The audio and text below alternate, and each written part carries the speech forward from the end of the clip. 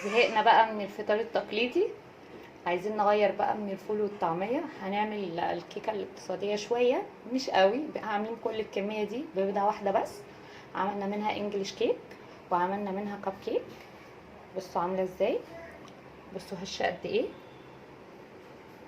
لو عايزة تعرفي الطريقة والمقادير كملي بقى الفيديو. بسم الله الرحمن الرحيم، والصلاة والسلام على خاتم المرسلين. النهاردة هقدم لكم طريقة الكب كيك والانجليش كيك في عجينة واحدة. هنعمل كل دوت ببيضة واحدة بس، نظرا لارتفاع الاسعار يعني. معانا هنا كوبايتين ونص دقيق، بيضة، كوباية سكر، كوباية الا ربع زبدة على زيت، كوباية لبن، معلقة صغيرة خل، كيس بيكنج باودر، معانا هنا نقطتين فانيليا. هحط المكونات السايلة كلها في الخلاط. هنزل هنا باللبن، كوباية لبن، ده كوب معياري عادي، ممكن نعمل بالكوبايه العاديه بس تبقى نفس الكوبايه اللي هنحط بيها كل حاجه. كوبايه الا ربع زبده على زيت،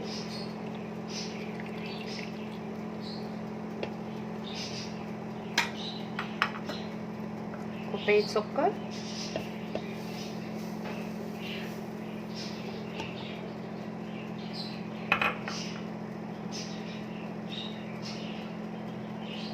والخل معلقه صغيره. ما تخافوش، هنا الخل حلو جدا، بيخليها طريه وهشه وتقعد اطول فتره ممكنه، وفي نفس الوقت طعمه ما بيبانش خالص خالص، ما تقلقوش منه، ما بيأثرش خالص على الطعم. هنحط البضايه، بيضه واحده،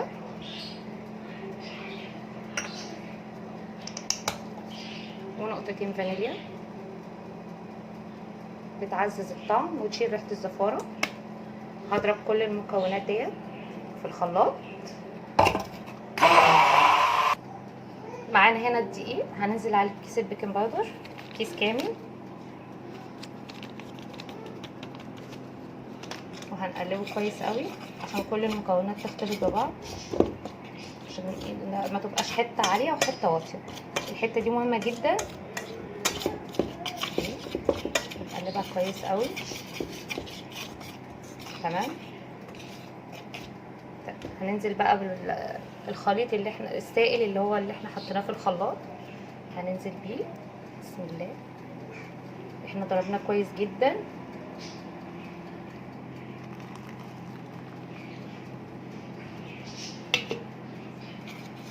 هنقلب بقى كله كده لحد ما الدقيق كله يختفي. قلبنا الخليط كويس. بصوا سمكها عامل ازاي، هو ده السمك اللي احنا عايزينه. هننزل بيه على الانجليش كيك. هنا معانا قالب الانجليش كيك، احنا دهناه زبده وعفرناه بشويه دقيق.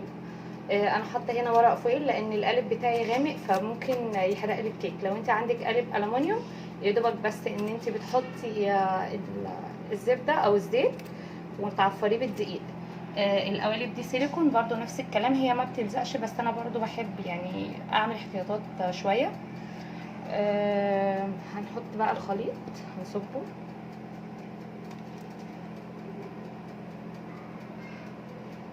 نعمل حسابنا ان هي لسه هيبقى في ارتفاع معانا. تمام. هصب الخليط في قالب الكب كيك وهرجع له.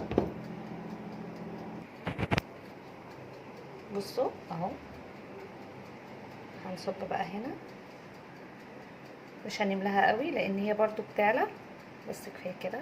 3/4 القالب بنملاه. بصوا القوام، هو ده القوام اللي احنا عايزينه.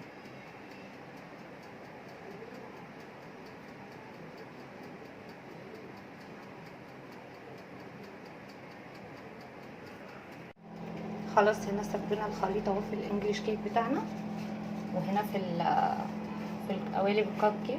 بصوا بقى هنا لو في اي زيادات يا ريت نمسحها، ما نخليش اي حاجه لان ده كله هيتحرق مننا، احنا مش عايزين كده خالص. تمام اهو. بصوا سايبين مسافه قد ايه عشان لسه هتعلى اهو معاكم خطوه خطوه. وادي برضو الانجليش كيك، بصوا سايبين مسافه قد ايه، يعني حوالي عقله صباع اهي. دي علشان خاطر نعمل حساب ان لسه في ارتفاع هيتعب.